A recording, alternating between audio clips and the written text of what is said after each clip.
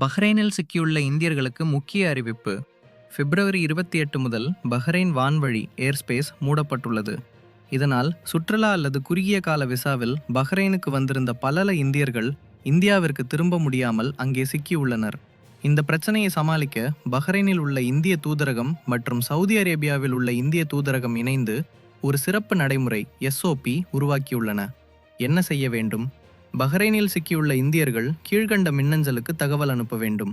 wel2.bahrain@mea.gov.in மின்னஞ்சலில் கீழ்கண்ட தகவல்களை சேர்க்க வேண்டும்.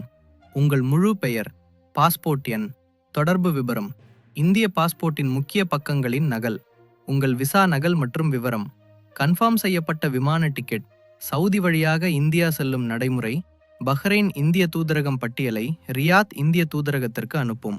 ரியாத் தூதரகம் சவுதி அரசாங்கத்திடம் தனிப்பட்ட அனுமதி பெறும். அனுமதி கிடைத்த பிறகு பயணிகளுக்கு ஒரு அதிகாரப்பூர்வ கடிதம் ஃபார்மல் நோட் வழங்கப்படும். சவுதி எல்லையில் காட்ட வேண்டியது சவுதி குடியுரிமை அதிகாரிகளிடம்.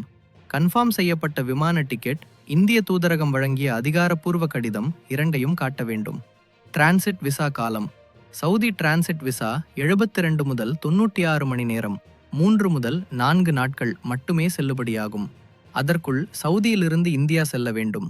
முக்கிய அறிவுரை: எல்லை கடக்கும் பயணத்தை பகல் நேரத்தில் திட்டமிடுவது நல்லது. சந்தேகங்கள் இருந்தால் இந்திய தூதரகத்தின் எமர்ஜென்சி நம்பர் தொடர்பு கொள்ளலாம்.